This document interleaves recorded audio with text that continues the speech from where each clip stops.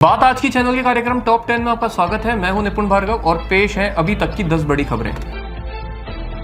तमिलनाडु दौरे पर गए अमित शाह ने आज सुबह 11 बजे मीनाक्षी सुंदरेश्वर मंदिर पहुंचकर पूजा अर्चना की और देश की खुशहाली के लिए प्रार्थना की। तमिलनाडु में होने वाले विधानसभा चुनाव को लेकर अमित शाह तमिलनाडु में आज देर शाम भाजपा कोर कमेटी की बैठक की अध्यक्षता करेंगे और राज्य, जिला और मंडल स्तर के पार्टी पदाधिकारियों से मुलाकात भी करेंगे।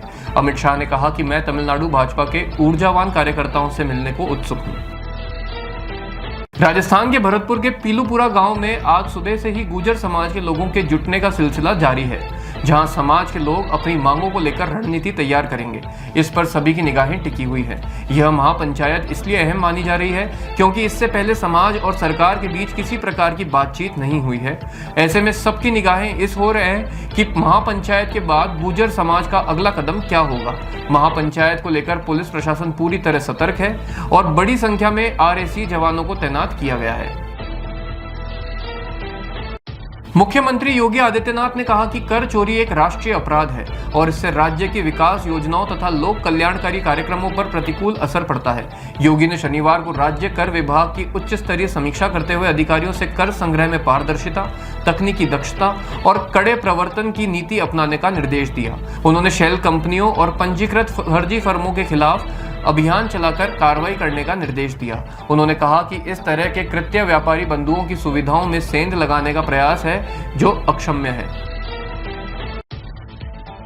एलोन मस्क के साथ अपने टकराव में अमेरिकी राष्ट्रपति ट्रंप पीछे हटते नजर नहीं आ रहे हैं। उन्होंने साफ किया कि मस्क के साथ रिश्ते को सुधारने की उनकी कोई इच्छा नहीं है। साथ ही उन्होंने चेतावनी दी कि अगर एलोन मस्क आगामी चुनाव में डेमोक्रेट्स की मदद करने की कोशिश करते हैं तो उन्हें गंभीर परिणामों का सामना करना पड़ सकता है। एक साक्षात्कार में जब ट्रंप से पूछा गया कि क्या उन्हें लगता है कि टेस्ला और स्पेसएक्स के मुख्य कार्यपालक अधिकारी के साथ उनका रिश्ता खत्म हो गया है, तो ट्रंप ने जवाब दिया कि हाँ, मुझे ऐसा ही लगता है। कोलंबिया में राष्ट्रपति पद के प्रमुख उम्मीदवार मिगुएल उरिबे को बोगोटा में चुनावी रैली में गोली मारी गई है। बोगोटा के मेयर कार्लोस गैलन ने कहा कि फोंटिबोन जिले में हमला होने के बाद उरिबे को आपातकालीन देखभाल मिल रही है और कोलंबिया राजधानी का संपूर्ण अस्पताल नेटवर्क अलर्ट पर है ताकि अगर उन्हें स्थानांतरित करने की आवश्यकता पड़े तो वे सुरक्षित रहें। आपको बता दें कि कोलंबिया में 2026 में राष्ट्रपति चुनाव होने हैं और उरिबे विपक्षी सेंट्रो डेमोक्रेटिको कंजर्वेटिव पार्टी के सदस्य हैं। मणिपुर में अरंबाई तेलंगोल नेता की गिरफ्तारी के बाद हिंसा भड़क उठी है। फलस्वरूप इम्फाल समेत 5 जिलों में इंटरनेट सेवाएं 5 दिनों के लिए बंद कर दी गई है।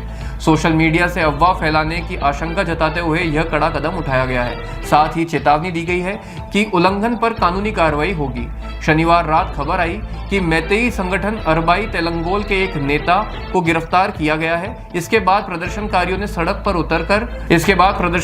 सड़कों पर टायर और फर्नीचर जलाकर प्रदर्शन किया और नेता की रिहाई की मांग की। महाराष्ट्र के मुख्यमंत्री देवेंद्र फडणवीस ने शिवसेना उद्धव गुट के अध्यक्ष उद्धव ठाकरे और उनके चचेरे भाई और महाराष्ट्र नवनिर्माण सेना नेता राज ठाकरे के बीच संभावित सुलह की मीडिया रिपोर्टों पर प्रतिक्रिया देने से इनकार कर दिया है। फडणवीस ने कहा कि मुझे बेगानी शादी में अब्दुल्ला दीवाना बनने में कोई रुचि नहीं है। ये 2 पार्टियां हैं, 2 भाई हैं। ये उन पर निर्भर है कि वे अपनी कार्रवाई का तरीका तय करें। एक बार जब वे अपना निर्णय ले लेंगे तब हम कोई जवाब देंगे। कांग्रेस की उत्तर प्रदेश इकाई के अध्यक्ष अजय राय ने कहा कि हर बूथ पर कार्यकर्ताओं को मजबूत किया जाएगा और हमारे जितने भी बहादुर साथी हैं उन्हें पंचायत चुनाव में उम्मीदवार बनाया जाएगा। उन्होंने कहा कि जो साथी चुनाव जीतकर या ज्यादा से ज्यादा चुनाव जिताकर आएंगे उन्हें विधानसभा चुनाव में मौका दिया जाएगा।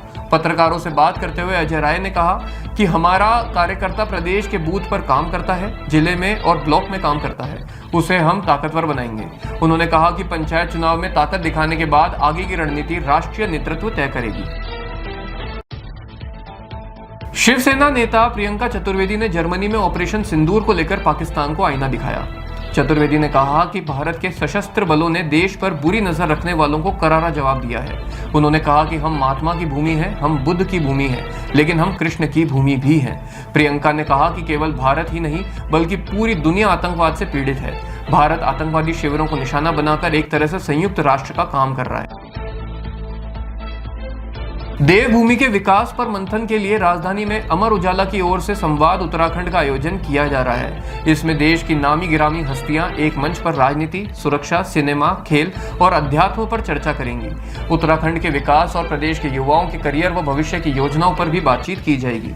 इस कार्यक्रम में रक्षा मंत्री राजनाथ सिंह, जेपी नड्डा, पुष्कर सिंह धामी समेत कई बड़ी हस्तियां भाग लेने जा रही हैं। टॉप 10 में अभी के लिए इतना ही।